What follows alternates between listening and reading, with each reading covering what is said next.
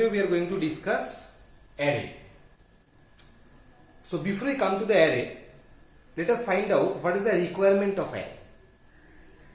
In a simple C programming, without using array, how we can declare a variable first? That already we have discussed. That what we do, we write the data type, then we provide the variable name to declare any variable. It may be an integer variable, it may be a float variable, it may be a character variable or long, a short, whatever it is. So this is the way how we are declaring a variable. Now, in a program, for example, we want to find out sum of 100 number. Sum of 100 number. That is s equal to 1 plus 2 plus 3 plus 4, in that way up to plus 100. So we have to find out sum of 100 natural number. Now, using this concept, if we want to solve this problem, that there we will basically find out sum of 100 number. So what we have to do in that way, A1, A2, A3, in that way we have to declare 100 variable, that is integer A1, A2, A3 and so on. In that way up to A100 we have to declare 100 variables. Okay. Now we write s equal to A1 plus A2, in that way up to A100. So by this process we can solve this problem. But in this solution, if you see that we have to declare 100 variable, which is really complicated to declaring 100 variable. Now if the number of variable is increasing, then declaration of the variable will also increase. So which will basically increase the complexity of the program. And throughout the program, we have to maintain this huge amount of variable. This huge amount of variable we have to deal with. So the complexity of program, overall complexity of the program is increasing in that way. That is number one problem if we are performing the operation by normal variable declaration. Number two,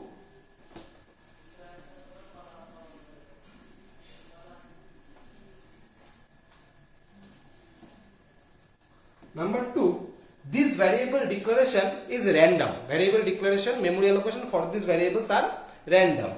For example, if I say I have three variables, integer A, integer B and integer C. Now in this main memory, memory will be allocated for these three variables. Now this is the memory allocated for A variable, this is the memory allocated for B variable, and this is the memory allocated for C variable. Okay, and this memory allocation will be decided by the compiler.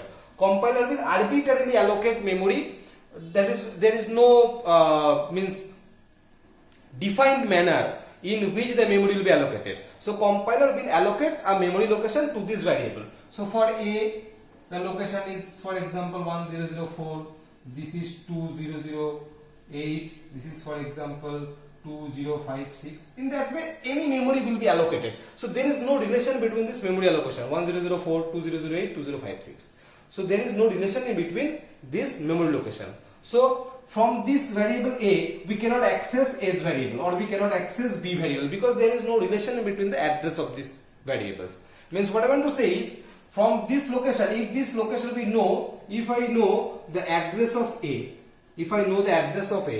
can we access B or C variable from this address? No, it is not possible because in these addresses there is no specific relation.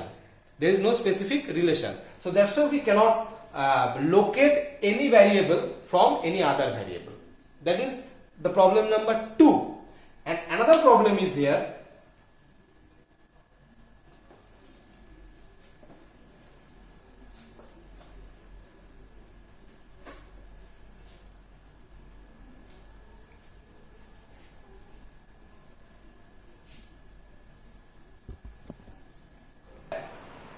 If we consider one variable and using one variable we can perform this multiple operation, say s equal to s plus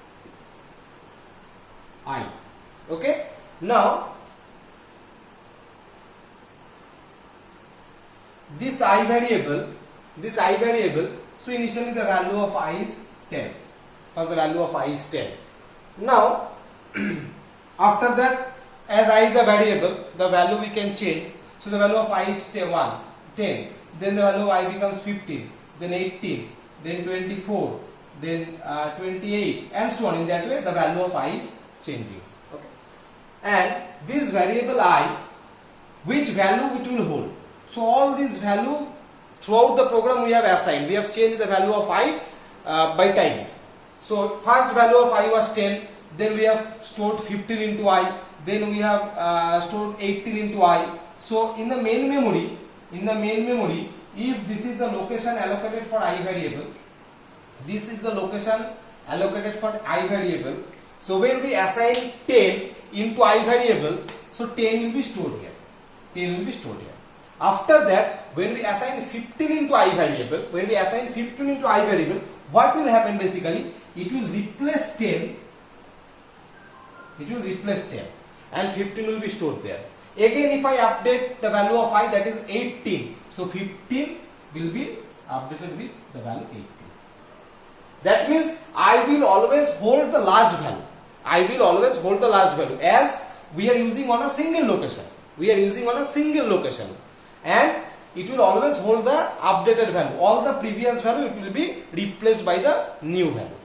Now, in this situation, can we say that the current value of I is 18, but what was the previous value of I?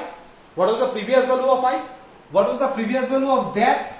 Okay, so this 15 and 10, these two values, which is the previous value I, once it get replaced, that will never come back. Once it get replaced, that will never be retrieved. So that is another problem here. If we use a variable and we update the value, the previous values will be lost. So in general problem solving process, if we are using a simple variable technique, then we face this kind of problem. Now, how we can overcome this problem? So here comes the concept of array. So what array is? First let us understand what is array, then I will come to this scenario, these three problems, how we are solving this by using the array. So in the definition of array, there are 2 points. Point number 1, array can store homogeneous type of data.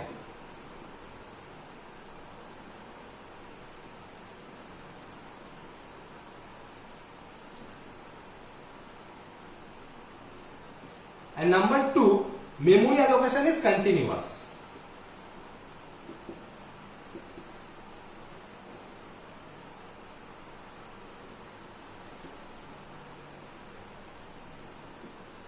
So homogeneous type of data and memory allocation is continuous. These are the main 2 points in array definition.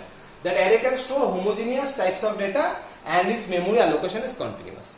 Now the first point, what does it mean homogeneous types of data? Homogeneous types of data means it is a collection of data. Array is basically, the term array comes from arrangement. The term array comes from the term arrangement. Okay. So in arrangement means it is an arrangement of data. Now what kind of data? Homogeneous kind of data. What is the meaning of homogeneous? That is similar.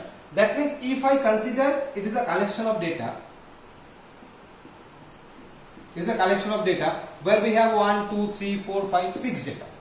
So it is a collection of 6 data. Now what kind of data we can store here? 1, 2, 3, 7, 15, 12. Okay. So data may be related, there may be a relation between the data, may not be a relation in the data, but one thing is common, all the data will be of similar type. As you can see here in this array, whatever data I have stored, 1, 2, 3, 7, 15, 12, all are integer type data. So that is called the homogeneous type of data. Array, if I create an array, that array can store only similar type of data. Means if I consider this is a storage of data, where we have 5, we have 7.25, we have A, we have 9, okay, we have another data for example that is C, Okay, so this is also collection of data. This is also collection of data, no doubt. It is an integer, it is a float, it is a character, again integer, again character. Okay, but in this data storage, the data which we have stored are not of similar type, are of different type. Integer is there, float is there, character is there. So it cannot be considered as an array. It cannot be considered as an array. Okay, so that is the homogeneous type of data. So array is basically a collection of similar types of data. If we declare an array or if we create an array of integer type, that means that array can store only integer type value. If we declare an array of character type, it means that array can store only character type value. In that way, for different data types, the array should be different. In a single array, you cannot store different types of data. So that is the first point. What is homogeneous type of data? The next, what is continuous memory allocation in case of array?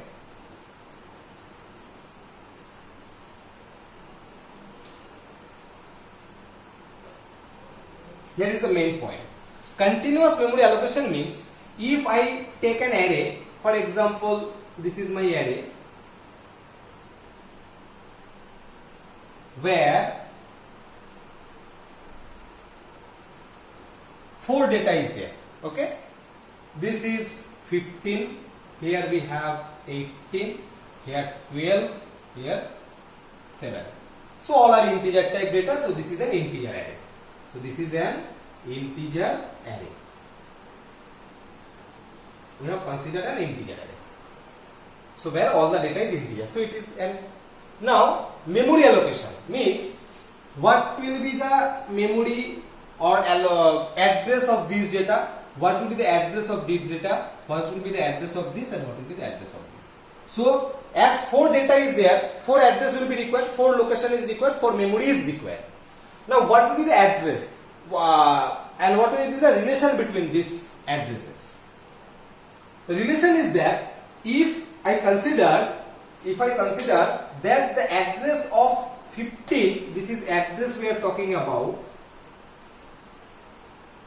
address is 1024, so the address of 15 is 1024, then what will be the address of 18, what will be the address of 12, and what will be the address of 7? Okay, this address has been allocated by the compiler.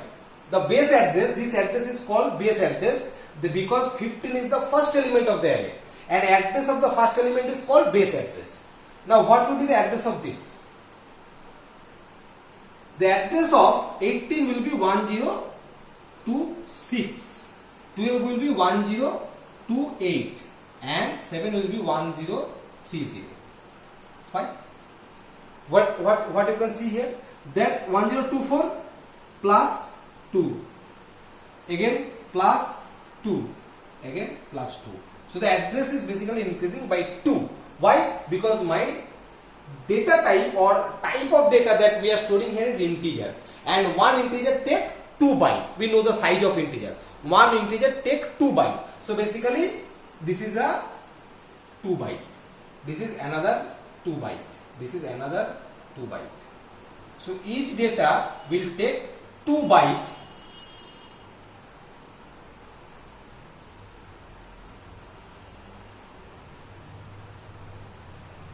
Each data will take 2 byte because the data type is integer. So 1024, it will take 2 byte, 20 and 1024 and 25, 2 byte. Next come to 1026, second data. It will take 26 and 27, another 2 byte to store it. Then 28 and 29, it will take this 2 byte to store this. So that is the continuous memory allocation, where all the data stored into the array are continuous into the memory. So it is 1024, 26, 28, 30, 32, 34, 36. In that way, if we increase the amount of data, that data will gradually store after one after another. That is not arbitrary. The first location will be allocated by the compiler. After that, it will be sequential. If I give example of this, so this is continuous memory allocation. So both the points we have discussed. Now continuous and memory allocation and robust memory allocation, the difference is this: If I consider that it is a classroom, this is a classroom and these are the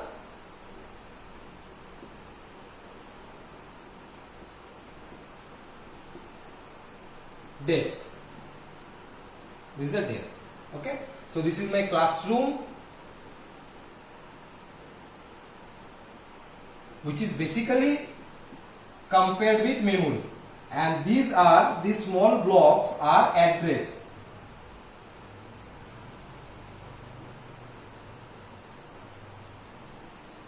Okay, in term of classroom, it can be considered as desk and address. Now, in general situation, what happened when a student comes to the class? Then there are 9 seats available.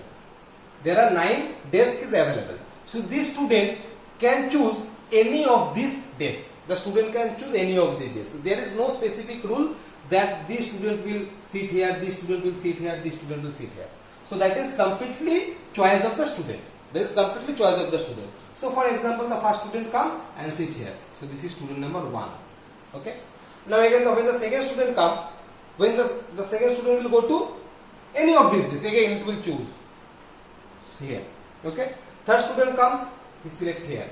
Fourth here. Fifth again come here. 6th, 7th, 8th, 9th. So here you can see this allocation of the student in the classroom is arbitrary. The students are not maintaining any sequence. The first roll number 1 student sit here, roll number 2 comes here, 3 here. So here you can see there is no relation. So that is what we basically do in case of general variable declaration. If we declare 5 variable, all the 5 variable will be scattered into the main memory. There is no relation between the addresses. Means if this is the main memory that we have already discussed, if I declare A, it will come here, B will come here, C will come here. Again, if I declare D, it will come here. So you can see this memory allocation is not sequential. Arbitrarily, memory is allocated to the variables. Okay. So that is also here. The students are sitting anywhere into the classroom. There is no relation. Now I just change the situation. The situation is that at the time of examination, for example, here seat number will be allocated. What basically we do at the time of examination, desks are there. Similarly, 9 desks is there.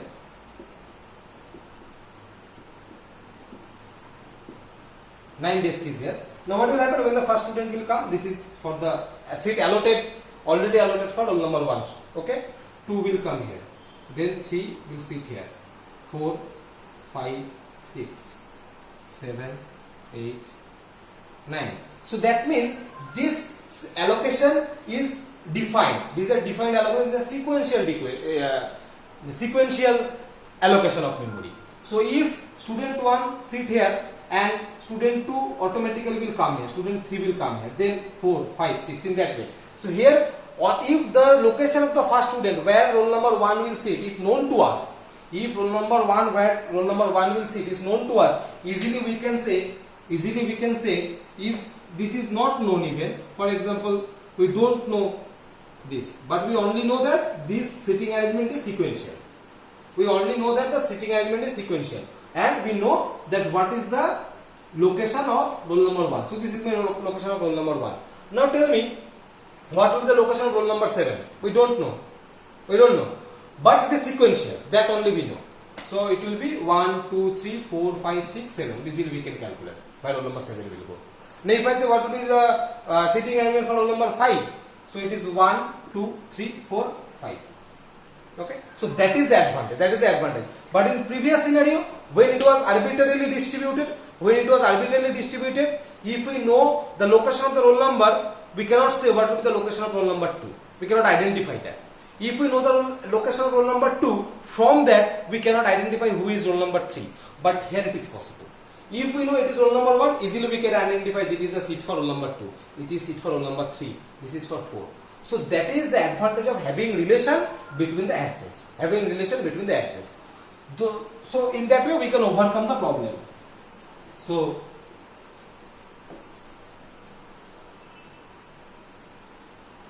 that was saying that if it is an integer type array, then the address of the base address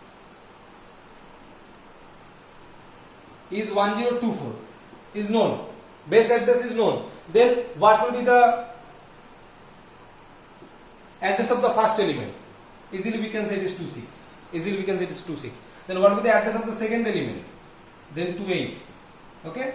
Third 30. In that way. Okay. So third element we want to find out the address directly. If we want to find out the address of the third element directly, then it will be 1024 plus 3 into 2. Why? 3 is the position of the element or number of element that in which location it is in the array, and 2 that is the size of the data type. 2 is the size of the data type. So this is we are searching for the address of third element. So it is 3 and it is an integer type. So size of integer is 2. So 3 into 2 is 6. So 1024 plus 6, that is 1030. Okay. So in that way we can find out location of any data into the array. In that way we can find out if the base address is known. Using that we can find out the location of any data into the array. That is another advantage of array that we have discussed in the second problem. Now the last one, what we have said, that the previous data will go.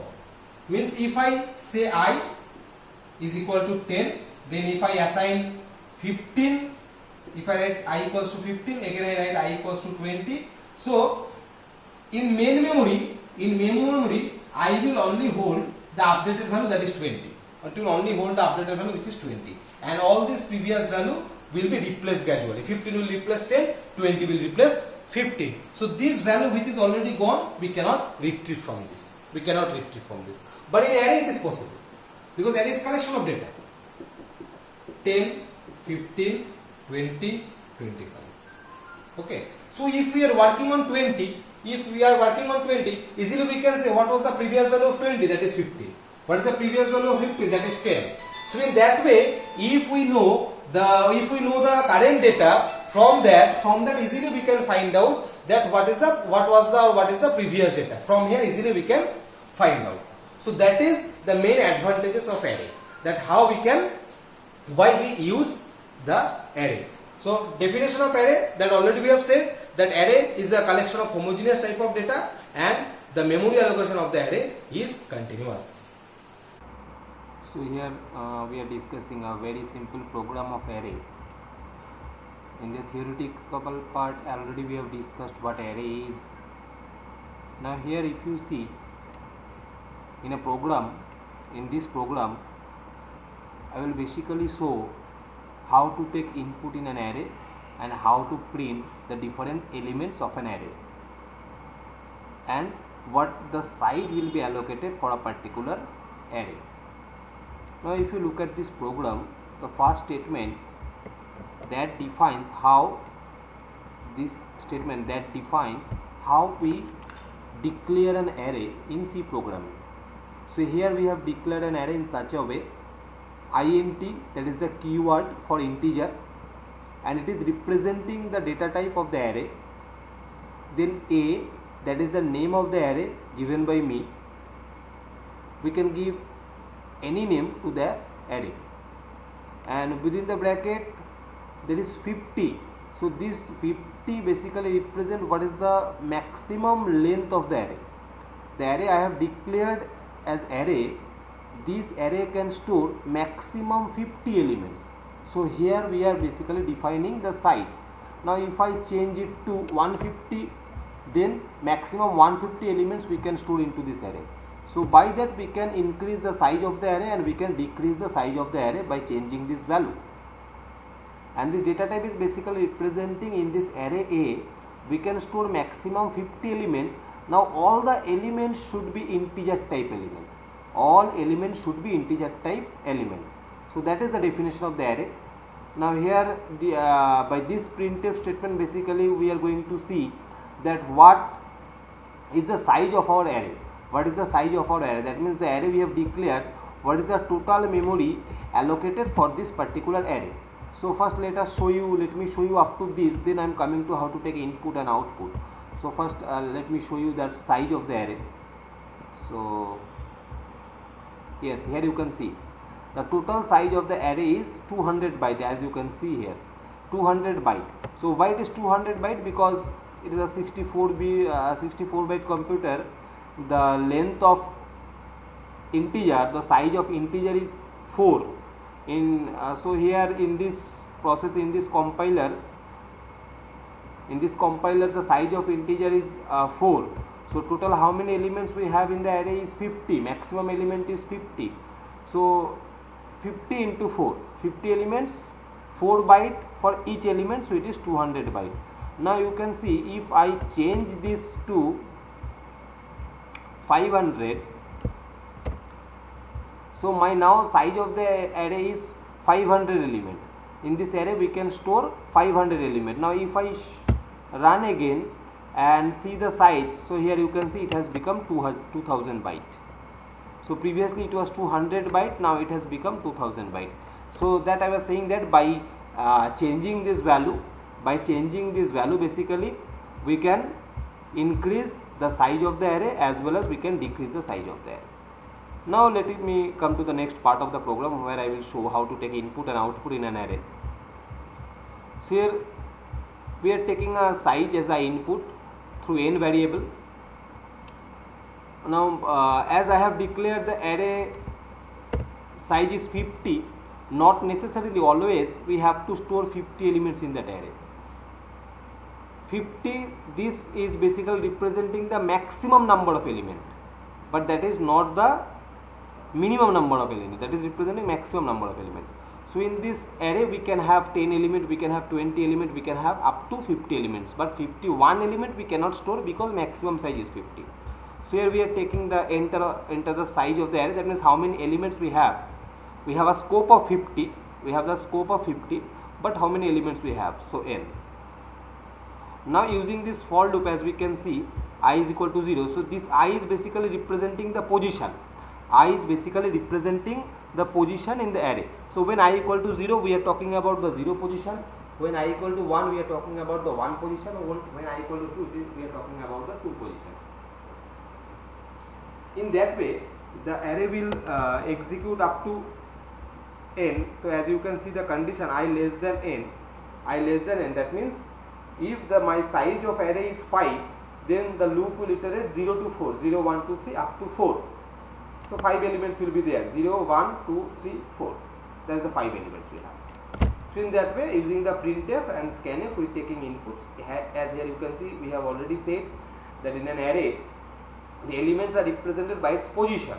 So here we are writing A, and within that we are providing I. So I is basically the position. So when the I is 0, it is representing A0. When I is 1, it is representing A1. And using the same logic, here we can print the value of the array. So for taking input, we have used a for loop. For printing the array, we have used another for loop. And both the for loops are same. Now let me run the program and show you what happens. So here you can see, it is asking for the size as per the program.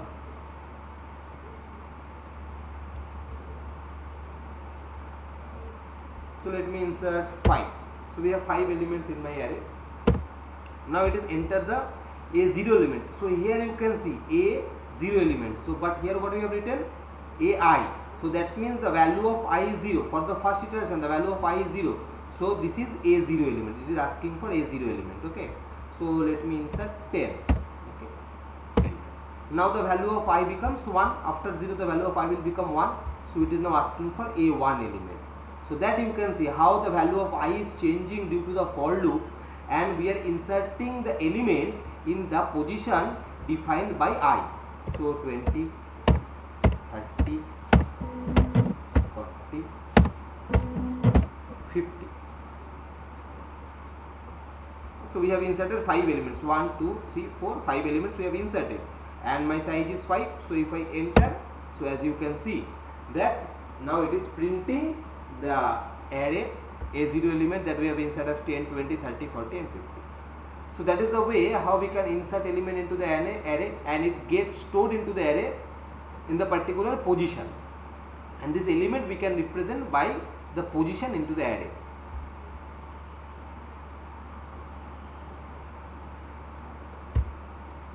Now let me show you another program where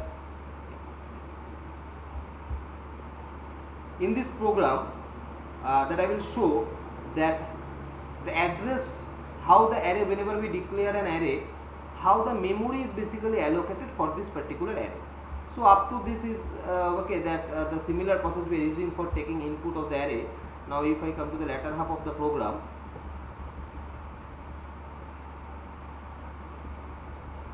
so up to this position it is right that we are taking input. Now this is how we are printing the array, that the exactly the previous program. Now here what we have done is basically, so using this basically we are printing the position, that where what the address of the elements are, So if I directly come to the execution part, as you can see here I have printed AND AI. Okay, so using this AND basically we are representing address. So as I have already said that in array the memory allocation is continuous, so this program will basically prove that. Okay, so enter the size here again, for example I enter 5, so let me enter the elements similar to the previous program. This is the array,